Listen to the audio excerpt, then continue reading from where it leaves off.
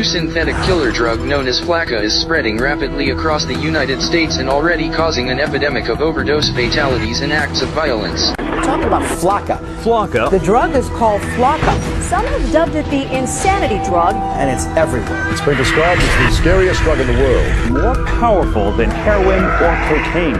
This is a synthetic drug that can alter your state of mind, raising excited delirium, body temperature, and literally losing their mind.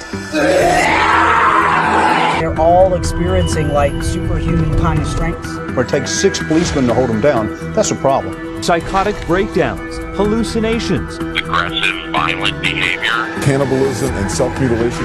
indiscriminate violence. When Flakka takes over, we are living in the context of the end of the age.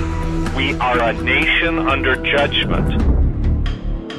Welcome to stage 1 of the zombie apocalypse. It's been long theorized that controlled substances can bring people closer to the spirit world. Sometimes, however, what comes out of that experience isn't what you'd expect. And right now, our society is being plagued, dominated by an epidemic of controlled substances. In the 1970s, people were talking about peace and love, but nowadays people are coming back from bad trips and total psychosis. The number of overdoses are up, as are the cases of total zombification, i.e. demonic possession. The dark side opens people up to such possessions through lack of faith and environmental conditions. And while this isn't so much an issue with people of faith or orthodox practitioners, if your foundation is public education, if your dogma is militant atheism, substances like bath salts or Flakka can be the ingredient that pushes you over the edge, an edge that you will never come back from. Weaponized substances such as bath salts and spice are being mixed into just about everything these days. E-cigarettes, chocolates, party drugs, with the intended purpose of fucking you up permanently. These are not the days to be experimenting with new things. These are not the days to be a party kid. Nefarious agendas are at play, and just about everything out there these days is being spiked with chemicals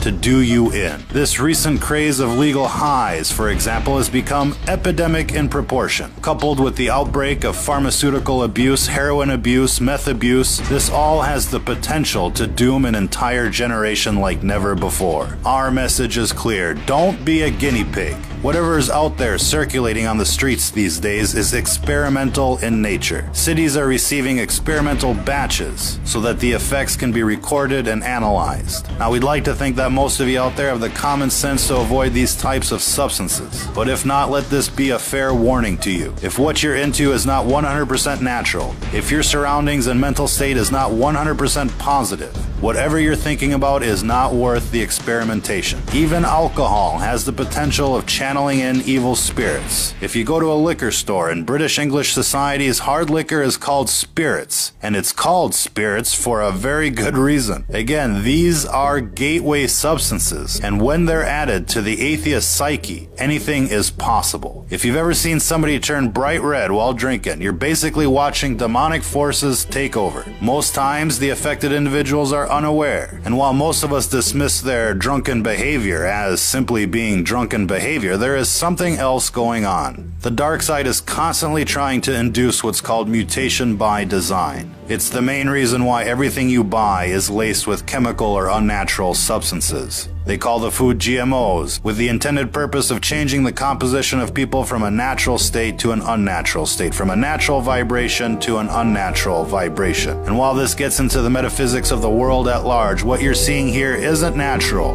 it isn't safe, and it isn't just psychosis. It's what happens when you stare into the abyss, and when the abyss stares back. If you're listening to this, you are the resistance.